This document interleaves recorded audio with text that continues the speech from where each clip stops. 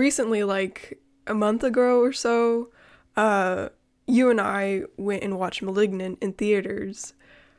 And Rhea, just, confirm for me and the audience that you liked Malignant.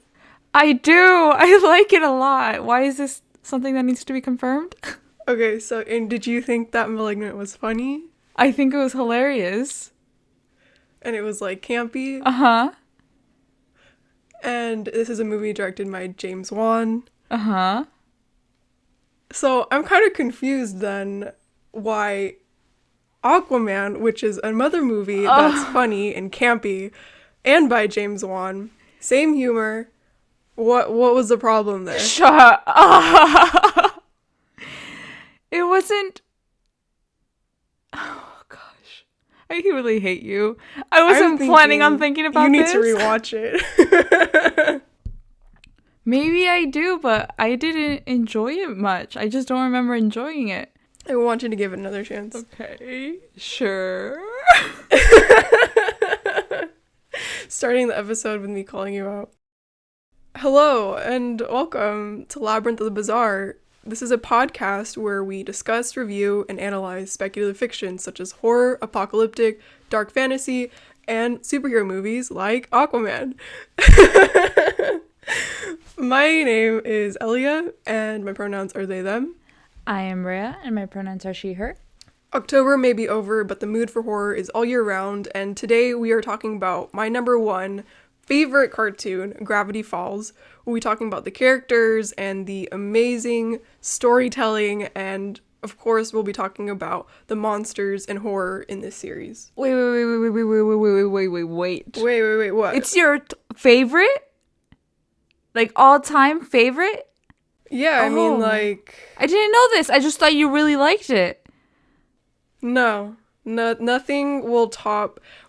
This is a great cartoon, and there's a lot of cartoons I might be more passionate about, but overall, like, in every category, Gravity Falls is just, like, really solid. Okay. Good to know.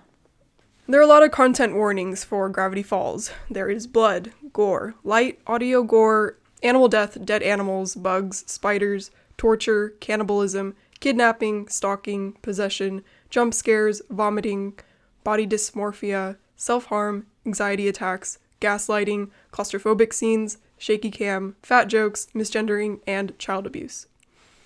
Whew.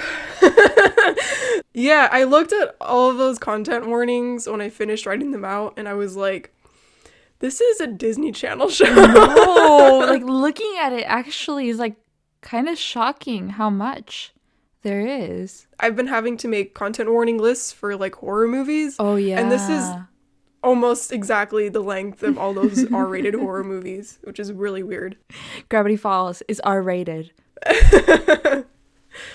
Before we start getting into the show itself, Rhea, what was your experience with this series? I didn't have Disney Channel, but I had Disney XD, and I would watch the episodes that would air a lot, and I really used to love it. And then we got rid of our cable, and I just stopped watching it, so I never really got to see like the show in order. I would just see random episodes. I think I just saw like season 1 episodes, and I never saw the finale, but I was obsessed with it. Like, I don't know how old I was when it was airing. I don't remember. I think it was airing 2014, 2015. High school me was obsessed with that shit. I thought it was a wonderful show, and I thought it was so funny, and I liked the animation, and I was like, and I like creepy shit, and it wasn't like too scary because I was still a scaredy cat, but it was like a perfect amount of scary for children. When you were watching it, because you were watching it out of order, basically, because that's how cable works, you didn't really get a touch on the episodes with the plot, right? No, I didn't. Okay. I found out about Bill Cipher through you and not the actual show.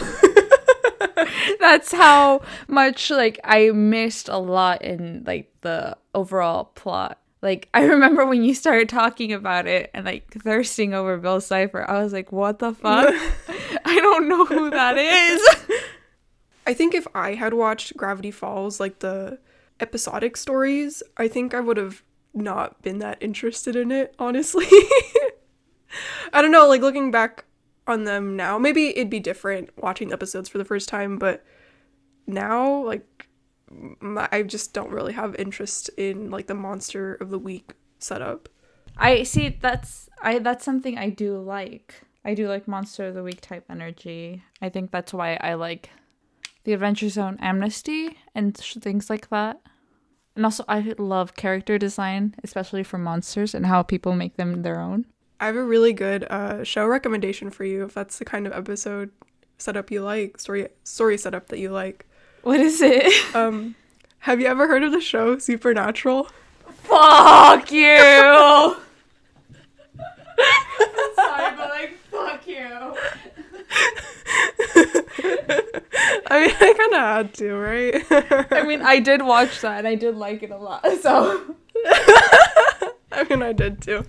Anyway, it's funny because, like, immediately after Gravity Falls ended, that's when I started watching it, because of just, like, so much of the hype, and respect for the story. That's when I started watching it, yeah.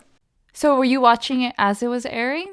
No. Like, as soon as the series finale aired, that's, like, when I started watching it. Because everyone was talking about, like, how well written the story was. And I was like, oh, really?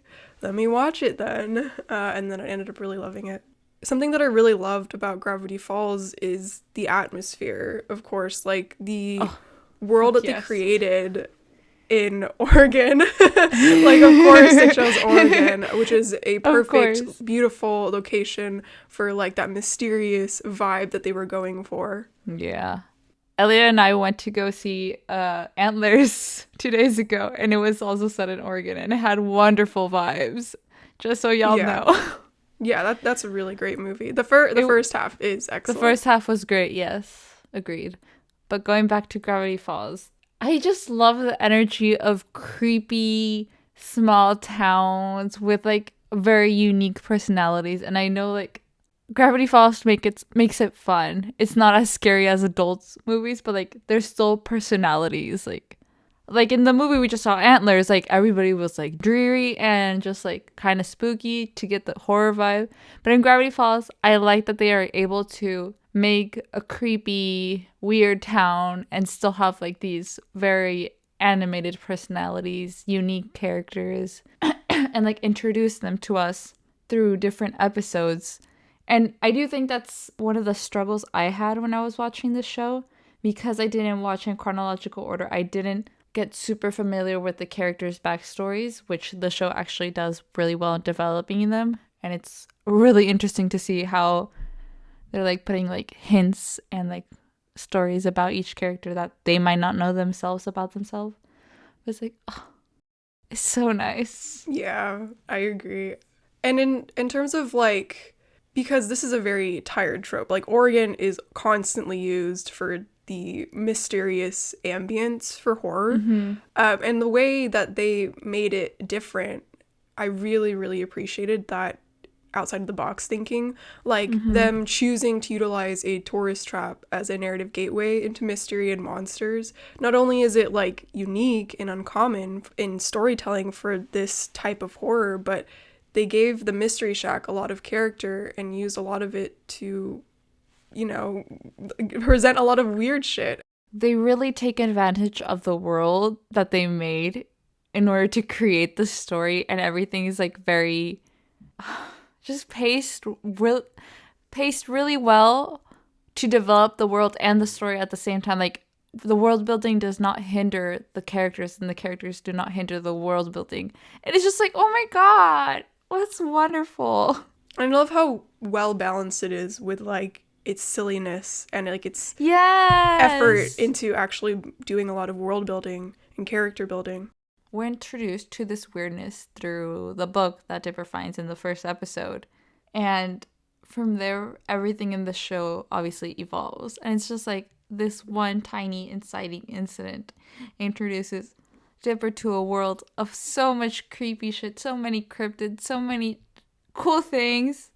And, like, it feels like it's just going to be a fun summer for them. And, like, they're going to see lots of spooky shit. But there's still a lot going on. That's way more than that general plot that is perceived if you only watch like one episode or the amount of chronological order. I dislike the Monster of the Week structure, but I think it's necessary in establishing the variety of supernatural occurrences in Gravity Falls, and also when Dipper finds like the journal. When he finds the journal, I think it makes sense for him to discover one monster an episode. Like that makes sense because he's just being introduced into this world of creatures and mystery, and then slowly shifting all of that into bigger concepts with Bill Cipher. And then also including like other intertwining plots, for example, Old Man McGucket's history, and then Blendon the Time Traveler and how Gravity Falls affected him.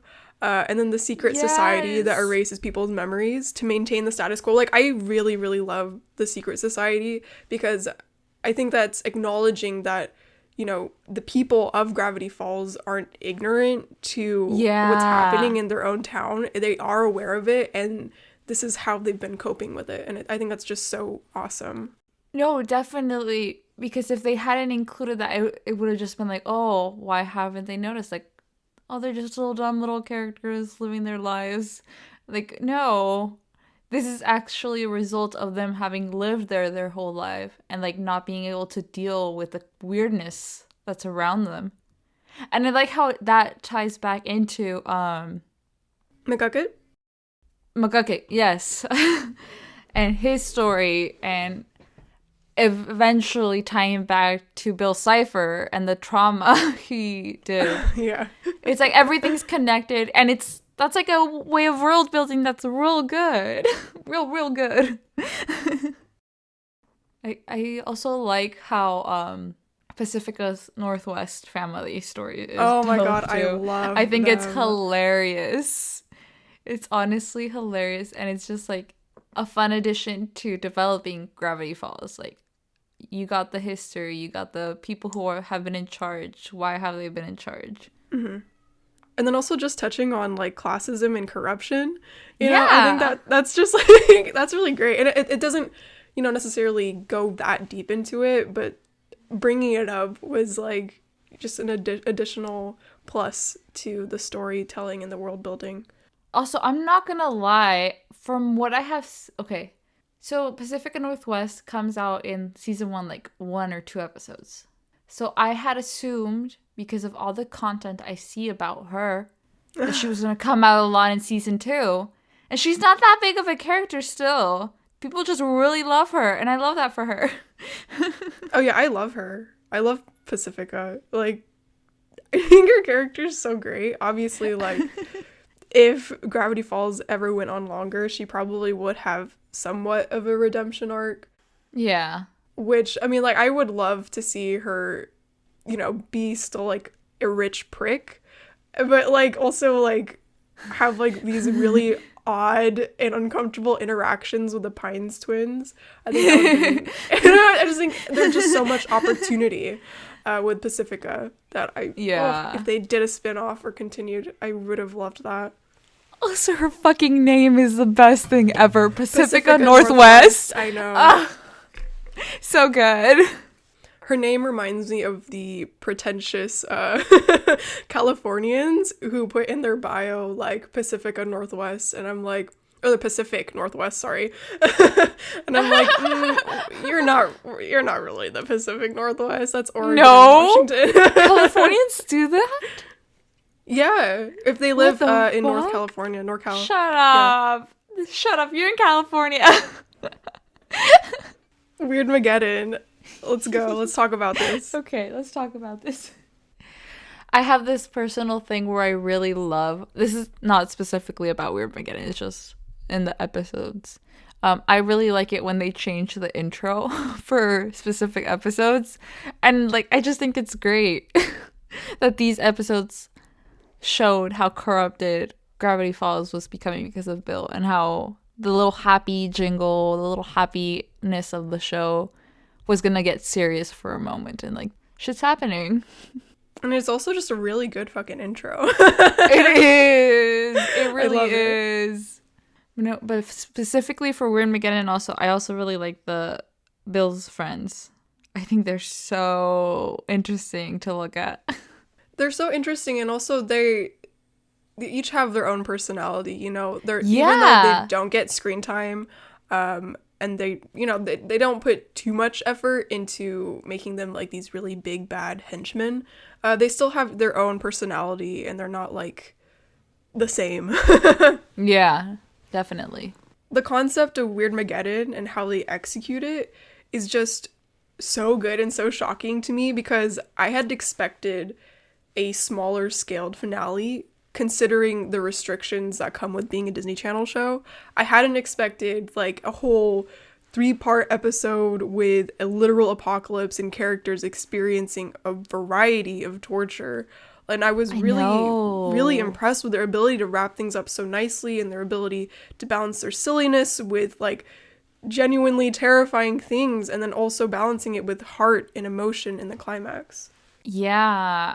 I was shocked when I was watching the last few episodes because I didn't expect it to go that hard. Right, like right? like literally like Gideon was being tortured. Everybody was like a fucking throne for Bill. People were out there like surviving and like having to struggle. Oh my gosh, what the fuck? Yeah, yeah. This is a Disney show. I was afraid that when I forced you to watch it, that you would get some sort of expectations because I'm recommending it to you. So I'm glad that it still came to you as a surprise. No, yeah. The thing is you did hype the ending up a little, but I didn't know enough about the show ending in the first place in order to expect Okay, good, something. yeah. I didn't know if I was expecting like some tragic shit or like, you know, from what I got from you, I really thought like the big thing about the ending was that Dipper was gonna stay in Gravity Falls and Mabel was gonna leave, and that they were gonna have like this goodbye that was gonna be like very sad, and that's what I thought was gonna happen. So when Weirdmageddon started, I was like, what the fuck? What is this? Yeah, so for context for the listener, I had told Rhea, last 3 episodes I want to watch with you, because I want to witness you crying. Yeah. Which Rhea did not do, unfortunately. I had to hold back my tears, though. I could tell because you got a little serious for a second there.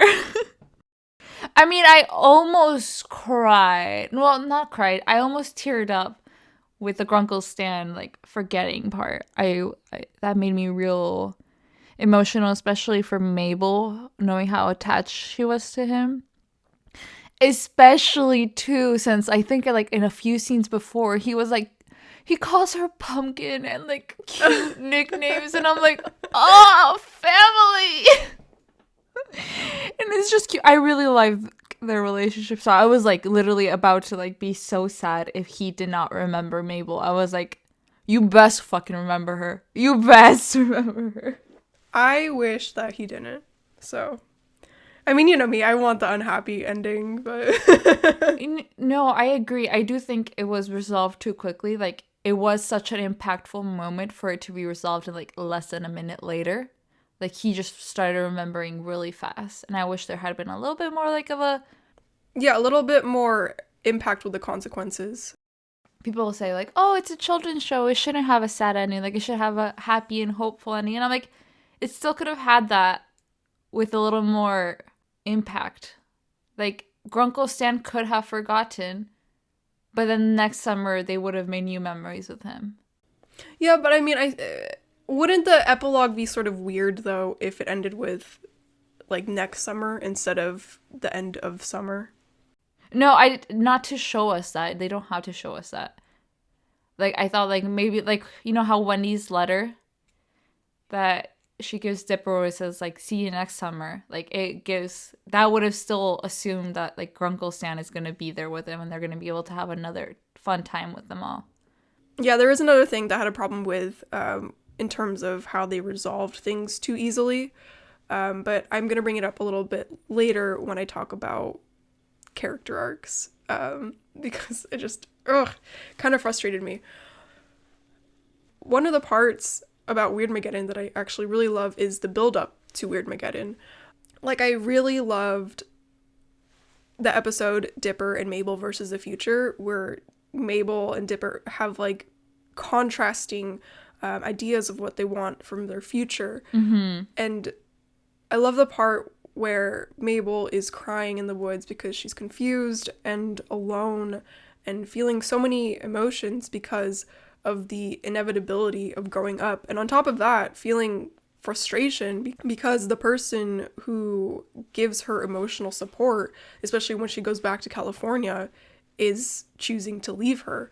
And I don't really know what her relationship is with her parents, but support from someone your age that you trust is really important in this developmental stage of your life. And in this vulnerable moment, that's when Bill takes advantage of her to trick her into giving Bill the rift. And I love how they build up this moment, not just throughout this episode, but with Mabel and how she has over-glamorized the idea of growing up and how the reality of it completely crushes her. And like, oh, just like that pain from her. And then like how they wrote that arc and this exchange with her and Bill was just perfect. And then as the audience member, I loved watching that unravel for the first time and feeling so much like uneasiness and dread because like I knew something terrible was gonna happen. And I don't know, I knew it was gonna be something bad, but then they hit me with fucking weird Mageddon, a whole fucking apocalypse, and I'm like, what the fuck is happening right now? But anyway, I just really love that build up and just the way that I can empathize with Mabel, but also, you know, it's just so many emotions during that. I was actually wanted to bring this up to you about Dipper and Mabel separating. I actually think if Dipper would have stayed or like worked with his grunkles, it would have been a more understandable ending. Because I honestly thought like the thing was like they were gonna grow up and they would understand like they're always gonna be there for each other even if they're not present. And I felt like all of a sudden randomly Dipper was like, oh no, yeah, I'm gonna go back with you, no worries. I don't know, like on one hand I understand. I feel like sometimes people look back in their teenage years, right? And they think that they missed out on their childhood. I feel like Dipper's trying too fast to grow up, but at the same time, I know that this is what he wants. So it's kind of just like it could go either way. I do want Dipper to be a kid and have those experiences and be with other kids.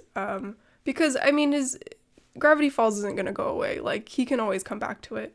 And he can always go there every summer if he wanted to. That's true. But I agree, though. I think that it's kind of complicated because it could also be perceived like codependency with each other. Yeah. And his lack of freedom to want things for himself because they have to be together and depend on each other. And I think that they are both strong individuals who will have a hard time being, you know, on their own, but I think that they will overcome that.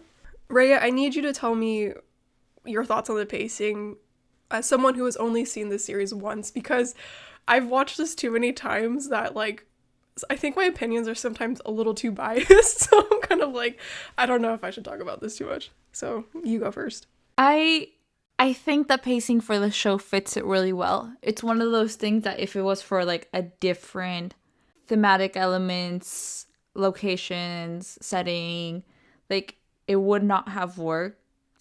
But I do think the pacing fits it. It introduces people, things, concepts at the right times. It's slow, but also at the same time the comedic elements make it not feel like it's slow. Slow burn. Feels cozy, it feels slow just because slow burn. Yes, that's what I was trying to get to. Like, because technically it kind of is a slow burn. It's just the fact that they're short episodes, so you could watch multiple ones back to back. But, like, you're not introduced to the story immediately. Like, we meet to build very far into the story. Like, it's paced slowly. The comedy works really well to make it not boring. The characters make it not boring. The dialogue. But, it works really well. I really like the pacing. I literally could have marathoned the whole thing if I wasn't, like, doing so much homework. I talked about this a little before, and as much as I love Gravity Falls, I think season 1 is its weakness. Really? Yeah, Because, okay, season 1 follows the Monster of the Week story structure, and that's fine because I think it's necessary for us to be familiar with the world first before we are introduced to the main plot, right? But there's just a lot of hit and misses. Some of them just aren't that intriguing in comparison to its other episodes. Like, if you look at the list of episodes, there isn't a lot that I would want to revisit. Like, there's a lot of good concepts, but not enough of them want me to revisit a specific episode. Like, I'd only revisit it if I was rewatching the series as a whole. Wait, Summerween! Summerween is, like, it's okay, but am I gonna watch this episode by itself? No. There's one really good episode, other than, of course, the last 2 episodes, which are split season finale. The one really good episode in this season is the time travel episode when Mabel first meets Waddles. Oh, yes, definitely. Like, I would watch that by itself if I wanted to. That these episodes were necessary for, like, understanding the characters, their relationships, their struggles, and being familiar with Gravity Falls. And, of course, a lot of what happens in these episodes come back later or contributes in some way to Weirdmageddon. So, overall, its existence isn't bad, but I just think I don't know, the stories are just not that great in comparison. I guess, yeah. I am looking at the list. Look at the standalone episodes in season 2, though. Like, those are so fucking good. I can't look at season 1 and be like, yes, this is the same level of great writing and monsters as season 1. The season 2 episodes were also very good at character development, from what I'm seeing. Yes, I think that's also why they may feel more watchable too.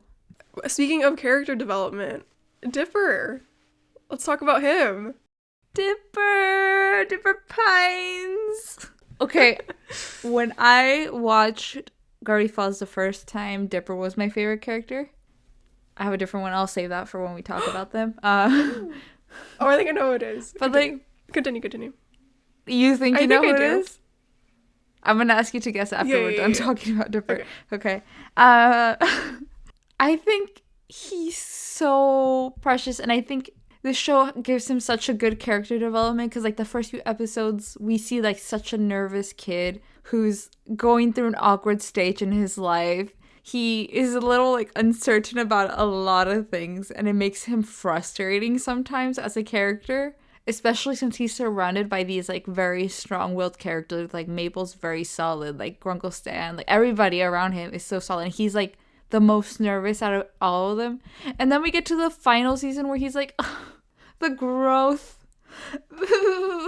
He's, like, speaking for himself. Yeah, I think that Dipper has always been in an environment with people who support him. Like, because Mabel's always with him, and again, I don't really know what his life was like in California, but I am just assuming that, that he had a happy life in California. But I think that Gravity Falls was essential for him to find himself in, interests that are relevant and interesting to him, because, Gravity Falls has all of this, like, cryptids and monsters and mystery and supernatural beings, and, like, that's what he is interested in, and he didn't get that in California, and so being in Gravity Falls gave him the gateway to finding himself and gaining that confidence. It was such a monumental thing for him to go to a place where he can actually invest in his interest. I wanted to ask what your favorite or most memorable trans Dipper moments were. I don't know if you have any on top of your head, but... Yes! Oh my god, yes! My favorite one is probably literally the entire episode of Dipper versus Manliness. That's the biggest... Oh my god. Oh my god. Literally, I was like, I didn't realize it was this prevalent. Yeah. But he's so trans. It hurts. Like, everything about him, like, his insecurities always lead to the fact that he wants to be perceived more manlier or more masculine, and to be brave and to be traditionally, like, a masculine person. So it's really, like, The voice cracks too. Yeah. The voice cracks. In that same episode, that's one of my favorite lines for like trans dipper moments. It's when he bumps into someone and they're like, "Sorry, I'm looking for a mailman." And he's like, "Are you saying I'm not a mailman? I'm not a male, I'm not a man? Is that what you're saying?" Like, oh my god, Dipper, I understand you so much. It's interesting because Alex Hirsch, the creator, because he's working on The Owl House with his partner, who is the showrunner for that series. And when The Owl House first revealed that canonically its main character was bisexual, Alex Hirsch tweeted about how Gravity Falls was like, he wanted to introduce gay characters, but obviously Disney was like, no, you can't do that. And how he was so happy that Disney has progressed to a point where The Owl House could have a openly bisexual character and have a romance with another girl. And obviously the main point of that tweet was about the Owl House, but in my head I was like, which character was supposed to be gay? Obviously, Dipper. Okay, so see, in my head is like Dipper. Were they gonna do Dipper? Were they gonna do the cops? Were they gonna do Wendy? Because Wendy has very like very strong vibes. Yes, big vibes, big vibes. Like, there's just so many different characters that have like queer vibes, and I'm like, I'm so curious which one they wanted to push to make queer openly, and I'm like, I need to know. I need to know who it was. Imagine if it was Ford. Oh, imagine if it was Ford. Yeah. I mean, perhaps he was not on my list, but I would like that. A queer mentor for trans Dipper. Yeah. Yeah. Wait, before we move on, guess who my favorite character is? Your favorite character is Grunkle Stan.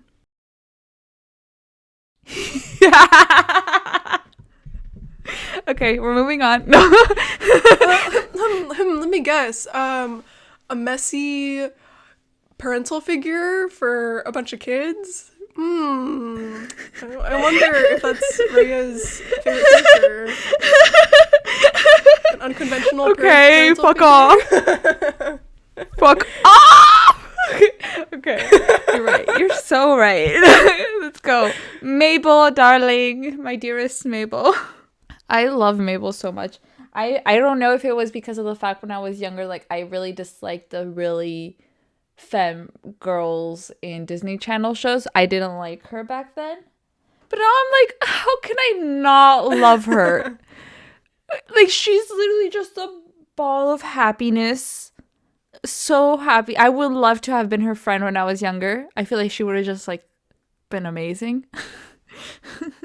Yeah, and I love that through Mabel, we also see someone who contrasts Dipper, not just personality, but also how she accepts the supernatural in a different way, because it's a lot more casual. Like with Dipper, he sees the supernatural as an exotic discovery, and the way that she engages and reacts to weirdness kind of makes me feel like cryptids are a normal part of society.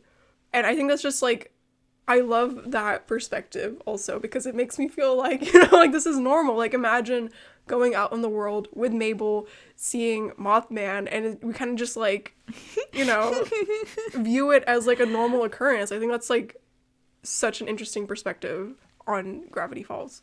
I think we already touched on it a little bit when talking about Weirdmageddon, how we see Mabel, like, trying so hard to be perceived as, like, not trying really hard, but, like, trying to be older, trying to, like, start dating, do all these things that, like, would present her as older.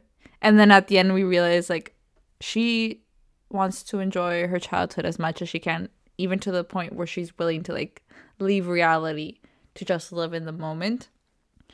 And I love that, because I feel like this is my thing about society right now. I feel like kids are encouraged to act older than they are to be perceived as cool. And I'm like, I love it when kids are kids and they're allowed to have fun and they're allowed to be cringy, and like, just let them be what they want to be. Like, they'll face adulthood eventually. Just let them enjoy their childhood. And I think it's really good that Mabel faced that. Like, she's like, even though she's the fun character, she still realized how adulthood or being like a teen was going to change that happy, innocent life she was living. And it's just like, okay, I'm so glad you're letting yourself be a child. I mean, that's exactly what I want to talk about with Mabel, because of course this is a show targeted for children, and so I think Mabel's arc really will really resonate with a lot of them, even if they don't know what they're going through or can't really identify their struggles. I feel like change and growing up is something that a lot of them have to face, and being true to yourself as well is like a really hard struggle for young and impressionable teenagers. And it's really interesting because Dipper is the main character in my head anyway, but he doesn't carry the emotion or heavy scenes in the series. It's Mabel who does that, and it's specifically through her arc about growing up. The episode inside Mabel's torture bubble is narratively one of their best episodes to me. Like, it's so good. Like, they really outdid themselves with that one. They really did. They really, really did. I love how they could take such a fun setting and like make it into something really serious. I think that's amazing, first of all. Like, it's just a fun little bubble that she's living in, but like we're confronting a very serious topic.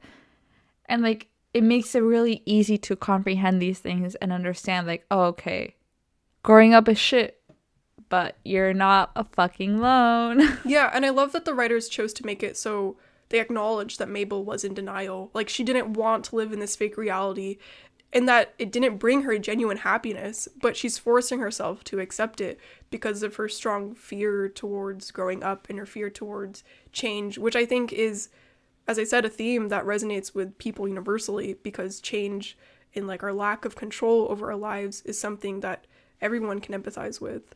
I really like the line, you're scared of growing up and who can blame you? I'm scared too, because it's like, it's not being like, oh yeah, it's okay, growing up happens, like just you'll get through it. I'm like, no, it's okay to be scared.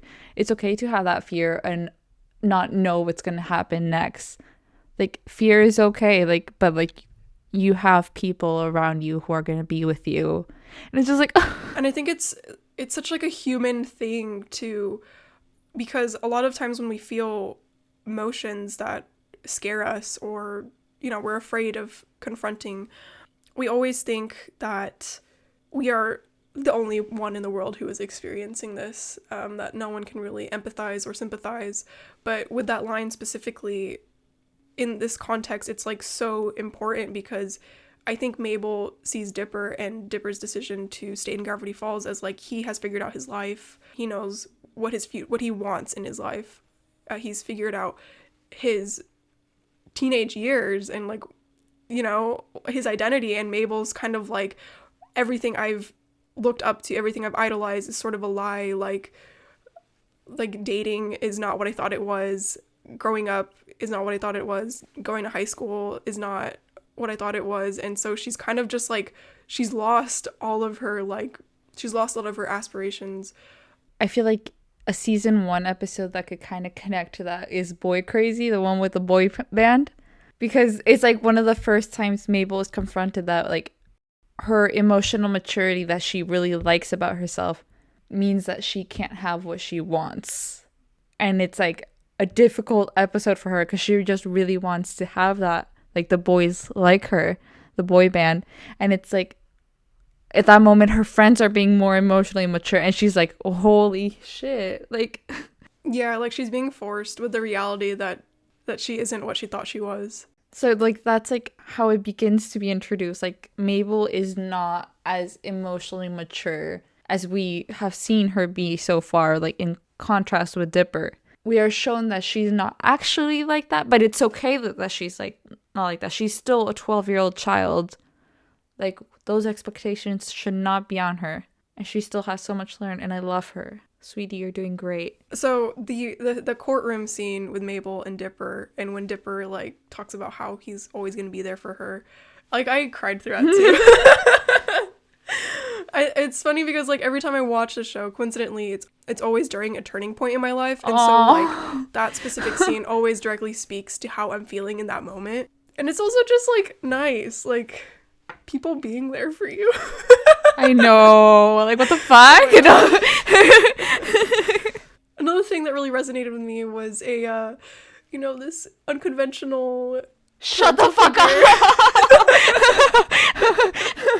No, I wanted to say that Grunkle Stan is one of the people who lets them be kids. Like, yeah, he makes them work, of course, but still, he tries really hard to keep them out of the strange things that's going on. He wants them to be safe. Like, at every time there's like a critical moment, like, he's just like, as long as the kids are safe, everything's okay. And he lets them be kids. He does stupid shit with them. They do fireworks on the fucking roof. He's just illegal fireworks too. Illegal fireworks on the roof. And like in like a fucking forest. In a forest. I really love that man. And it's really great that they fully embrace Grunkle Stan being a con artist. Because, like, sometimes he does things or they reference him doing something illegal in the past. And I'm like, how are they allowed to put this in a Disney show? Because, like, I understand him being a con artist in the Mystery Shack because that's, like, low-key. But when they talk about, like, the things that he's done in the past, sometimes I'm like, I don't know if this is okay. Like, yes, this happens, but, like, Disney Channel's okay with this? Okay, first of all, I want to talk about his relationship to Dipper, because I've already touched on the fact, like, Mabel and him are, like, peas in a pod. They get along so well. They have the same energy where they're, like, they don't take things very seriously sometimes. They enjoy having fun times with no serious energy that Dipper and Ford usually bring. And I think it's so interesting that we see this weird dynamic between Grunkle Stan and Dipper in the season 1, and it's kind of weird. And then season 2 appears and Ford appears, and we suddenly understand why they are the way they are. Like, when they go inside his mind, on Grunkle Stan's mind, and they had just Dipper sees that Grunkle Stan actually cares about him and wants to actually help him get stronger. And I think that's really big for Dipper, seeing that somebody believes that he can get stronger and knows that he's capable of doing that, especially like in his trans identity. No. But yeah, I really like their relationship, even though it's not as stressed as Mabel's and Grunkle Stan's is. What I really appreciate and want to highlight is the way that Grunkle Stan and Ford project their own grievances with each other onto their niece and nephew. I think it's interesting, and I think that pettiness is usually reserved for younger characters, but I think it's important as well to show that adults do that too. Like, negative habits don't just disappear when you become an adult. And their anger towards each other wasn't directly resolved, and that's what I found really frustrating about the conclusion of the series, because it was swept under the rug because they solved the world together, so it's kind of like assumed that they've forgave each other. But you could also say that they apologized to each other in their own way when they decided to sail the world together, which is really cute and nice. But either way, I really love that they included this complexity in their relationship, regardless of whether or not it was properly addressed and resolved. Yeah, I do wish they had a conversation. I feel like it's very important to show children that adults have to apologize to each other still. Yes. Because we did see many apologies between Mabel and Dipper when they hurt each other's feelings, or they just were inconsiderate of each other sometimes. And I do think that's one of the things that children's show fail a lot. They don't show adults apologizing, and I think it would have been really impactful, really good and impactful if they did, like showing two grown men who have lived their life in anger with each other being able to apologize and move on, and like, just, it's really good when adults apologize to each other. Yeah, like, I really loved that they added that to their characters and their relationship, but it was like, if you're gonna do it, you gotta properly address it. You can't just be like, oh, and then adults just forgive each other without really doing anything.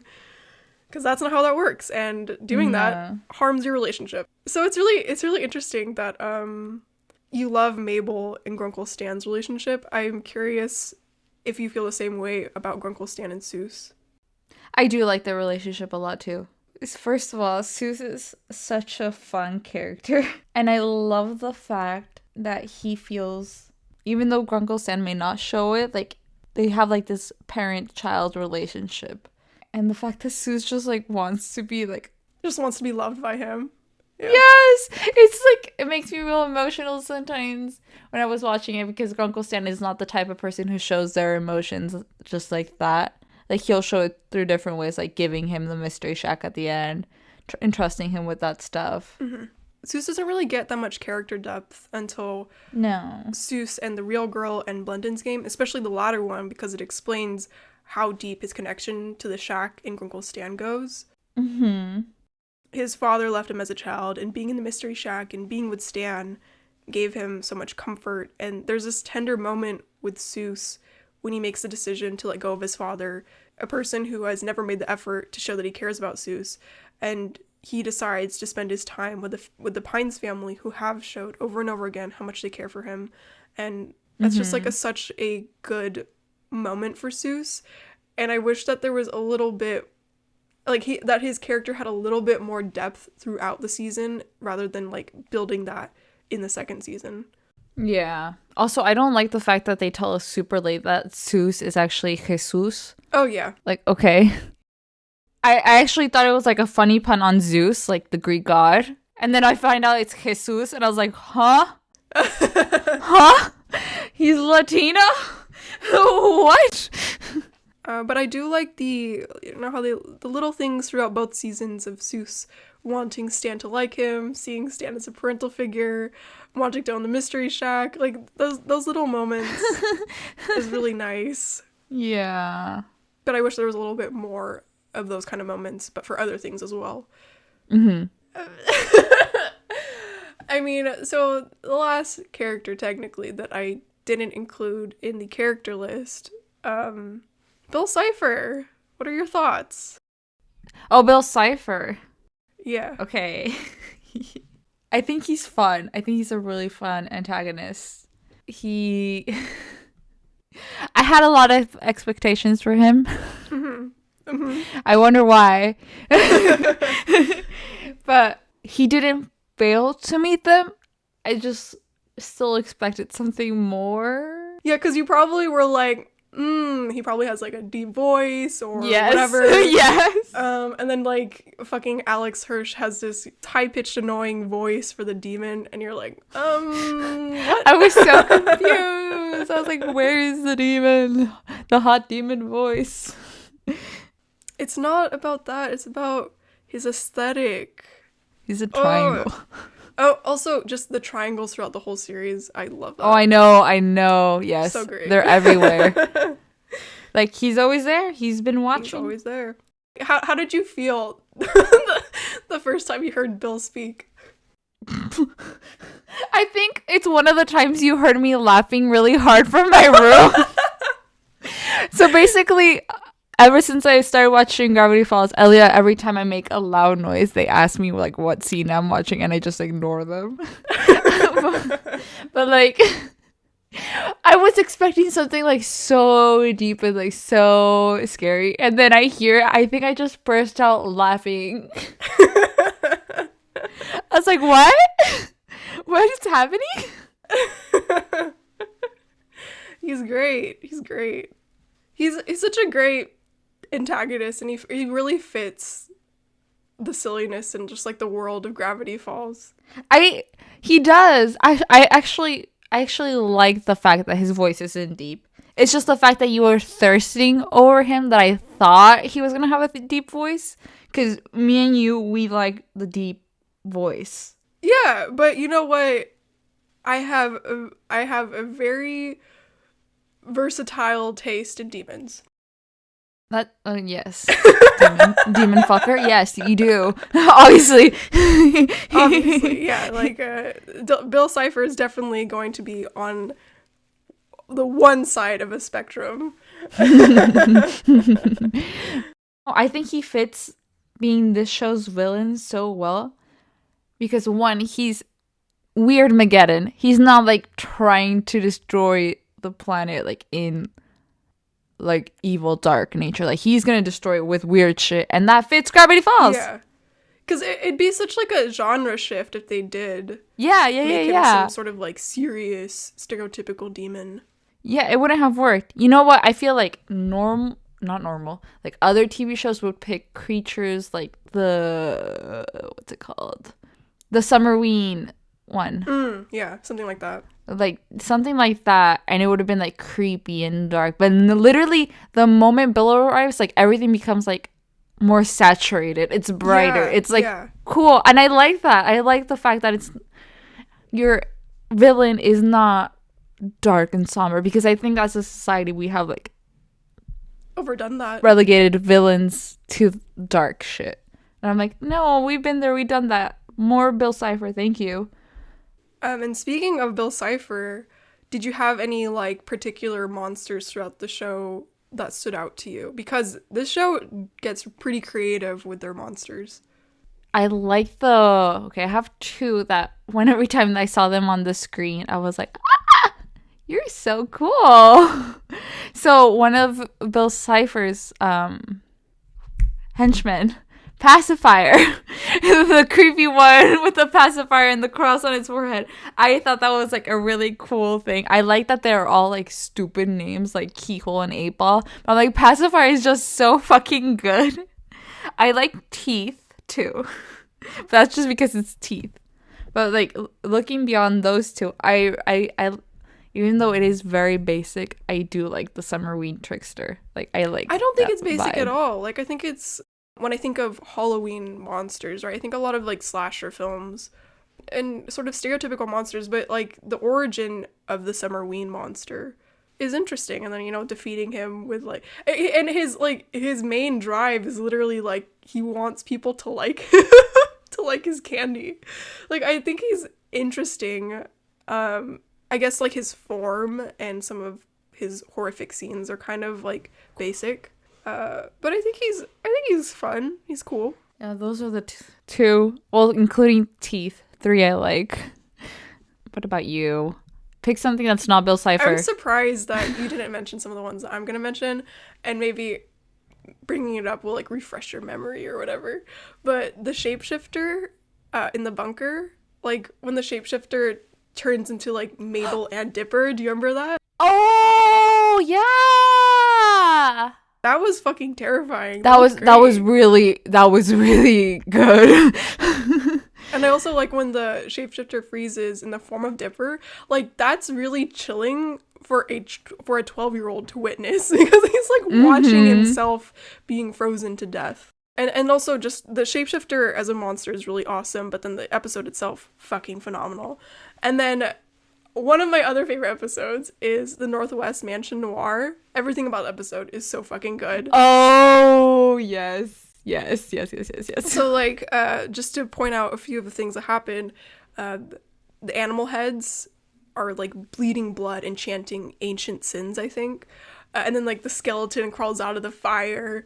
And then the stuffed animals, again, not toys, but like animals that have been hunted and stuffed, they come to life and they attack the guests. And while that's happening, the ghosts haunting the Northwest turn the guest into wood, which is like, I don't know, it's just like, it's so cool.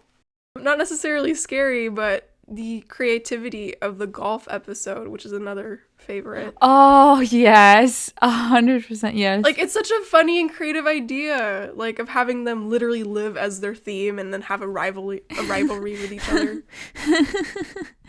I love it. And then, of course, you know, Bill Cipher, absolute favorite. Of course. As flat as Bill is, literally, they were able to make such a standard triangle shape be versatile. Like anytime he transformed or made a dramatic appearance, they did something creative each time. They really did. And especially when his eye becomes red, I understand you for like a second there. I was like, oh, hello? Yeah. Bill? The when he transforms into like a layered triangle with multiple arms in the very last episode. Like I heard you. I heard you. You heard me? I heard you because we're watching it together. You made like a sound. But what did I do? I made a sound? Oh. Yeah, you made a sound. And I was like, yes, in this moment, Rhea doesn't think I'm weird for liking Bill Cipher. No, yeah, it was definitely real good. Real good. And another thing that shocked me about the show, it wasn't much the horror. It was just like, I hadn't realized the intensity of the bond that was going to be stressed between the children and Grunkle Stan, and where they're put to the test to see if they trust Grunkle Stan or not, like if they think he's being honest with them, and like the fact that everything's pointing towards like that he's lying. That's so fucking stressful for kids. I wanted to cry for them. I was like, this is too much for my little heart. Yeah, that's one of my memorable scenes, actually. Like, when everything's going to shit and they think the world's about to end. Mm-hmm. And Stan, like, begs Mabel to trust him and not pull the lever. Like, yeah. Genuinely one of the best scenes in the series. And then Mabel says, I trust you. Ah! Yeah. Crying. I would cry for that. That one was a memorable scene for me. And then the trial scene, that really got to me. It was really, really good. The writing was really good. The bond between siblings, so good. The reveal of McGuckick's past, genuinely so fucking heartbreaking. And very reminiscent of Ice King Adventure Time, right? If my memory Yes, is yes, correct. 100% yes. Oh god. Because, like, the same thing happened with Ice King. He was, like, a researcher or whatever, and something happened, I don't remember, but, like, slowly over time, he kind of just, like, lost his sanity. He was corrupted by the ice powers. Dude, McGuckick's past hurt so much. I remember when I finished season 1, and I told you, like, I didn't care for McGuckick, and you just looked at me like... Yeah. I was like, don't say anything. Now I understand why you did that. I was like, I understand the judgment that you gave me.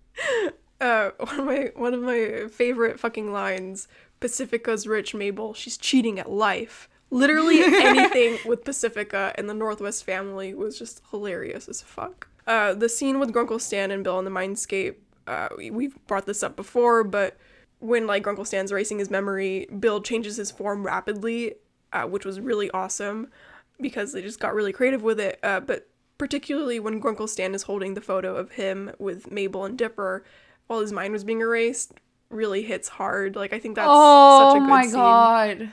That's where I wanted to cry. Like, right there. And of course, I have a bunch of Bill Cipher scenes, so I group them all together. Just list them all. Yeah, so Bill's intro, the very first time we see him, I love that he gets the teeth of the deer nearby and gives it to Gideon and then puts it back. Like, I think that's really weird, and just, like, it introduces us to him in a good way. Bill's intro in the sock opera episode, Dipper's, like, looking at the moon, and then these blue bricks come together to build Bill, and the moon becomes his eye, and the animation looks so fucking slick. Bill, when he visits Ford in the Mindscape for the first time since Ford's come back, he's, like, in this wheat field talking to Bill, and there's, like, the broken triangle machine thing in the background, and it just looks so apocalyptic. It looks really cool. And then Bill, when he talks to Ford during Weird Mageddon, and they're, like, in a room with really moody fireplace lighting and furniture made out of human skin. I just think that Bill does a lot of weird shit in that too. Oh yeah, the furniture out of human skin caught me off guard. I didn't think they were gonna do that. I just think Bill does a lot of cool stuff in that scene as well. And then when Bill transformed into that layered red triangle with a lot of arms, and he says, "I've got some children I need." I don't know why I said that with a British accent. Why did you say it in a British accent? Oh my god. He says, I've got some children I need to make into corpses, and then he crawls away. He looks so fucking good in that scene. Oh my god. Could you imagine if Bill was British? I mean, with the cane and the top hat and the bow tie. Yeah, he basically is. He could be. Could you imagine that? At that point, Bill's silliness would be too silly, because a British accent is funny. So you've seen the show quite a few times, right? Like, how many times? Like 4. Minus the specific episodes that I have rewatched with Bill. Oh my god, okay. So what's your favorite episode? I mean, I have so many. Season 2, like I said, is literally packed with good episodes, like back-to-back good episodes. You have to pick one. One? Yes, favorite episode. No. You could pick some extra ones after, Dude, but like the guideline that I wrote for this recording, I said best episodes, favorite episodes. Oh, damn it. That's multiple Okay, choices. okay. Next okay, time okay. you make the guidlines, you can say Bet, singular. Okay. I will. The Shapeshifter and the Bunker episode, the golf episode, the Secret Society episode, A Tale of Two Stands was so fucking good. Like, I never thought that I would feel so much emotion for Grunkle Stan. What?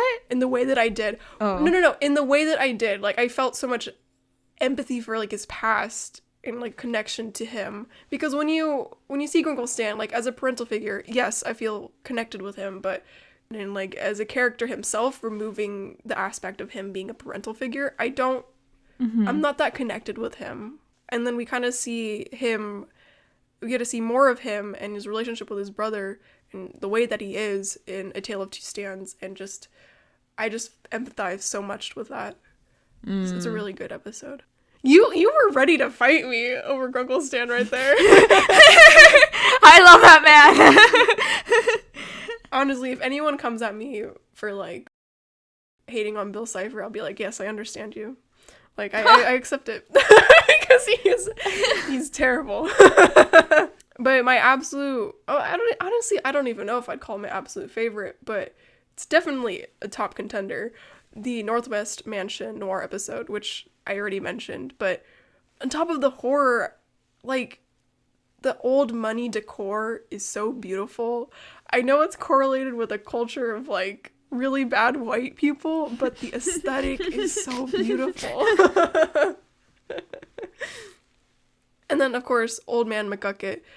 I don't know if you recall, but at the end, he gives the audience a very cryptic warning of catastrophe, and the episode closes with, like, this gorgeous woven banner of Bill Cipher hovering over the world and people burning in flames.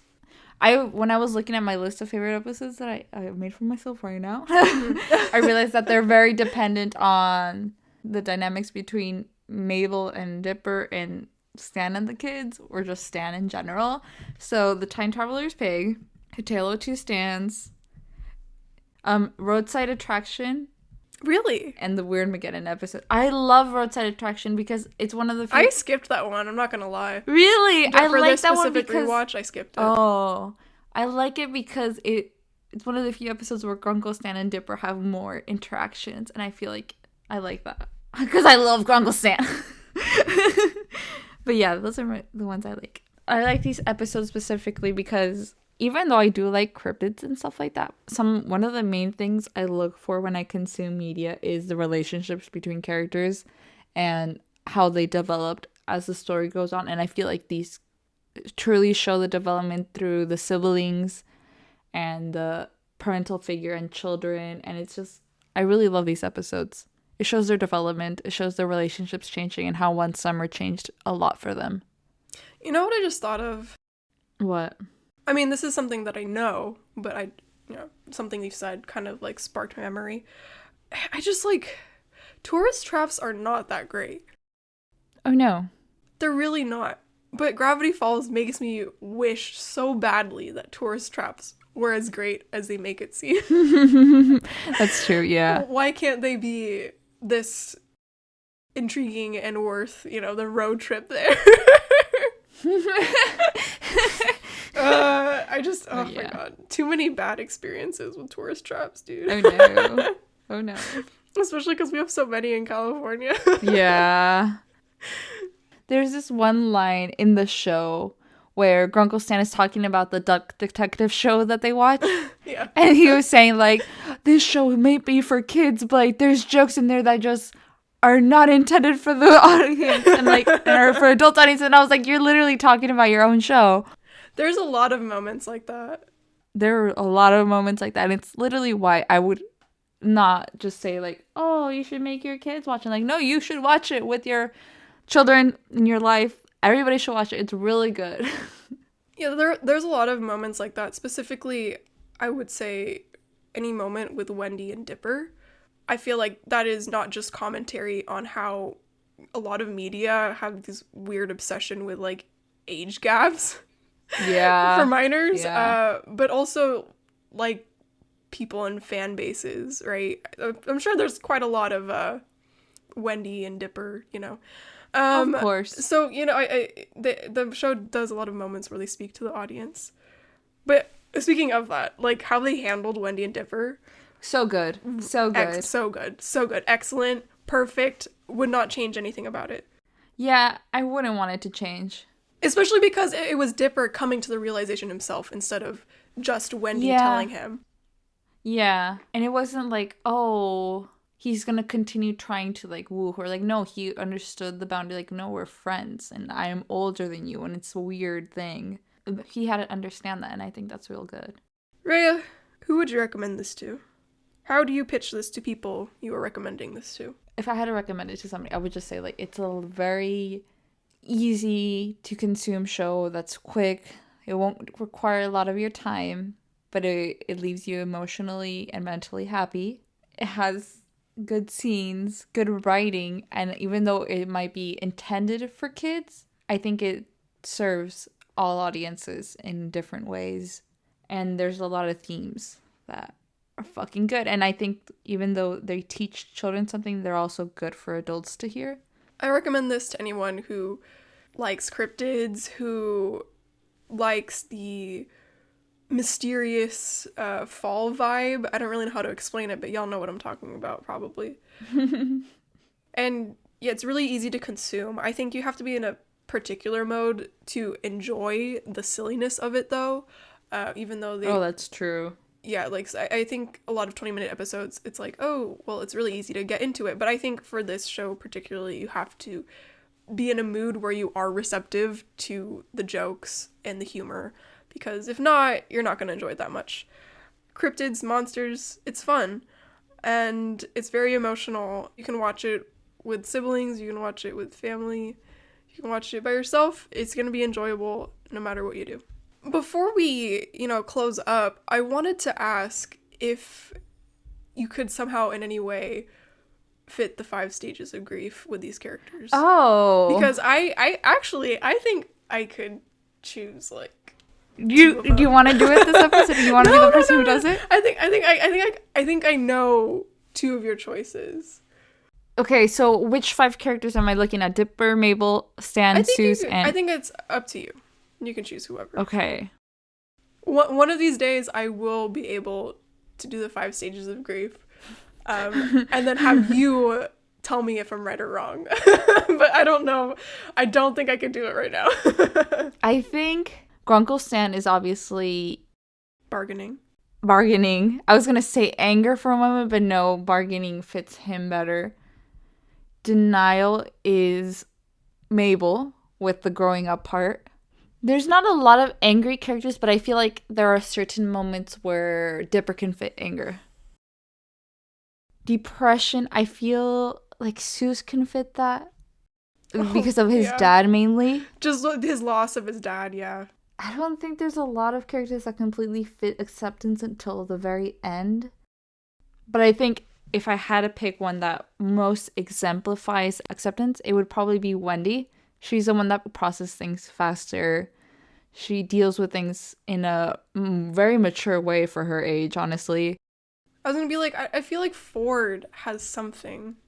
But I don't know if we get to know him enough for him to be anything. Out of the stages of grief, I mean. I don't think we know him enough. I mean, he, in a way, he's still angry, right? With Stan.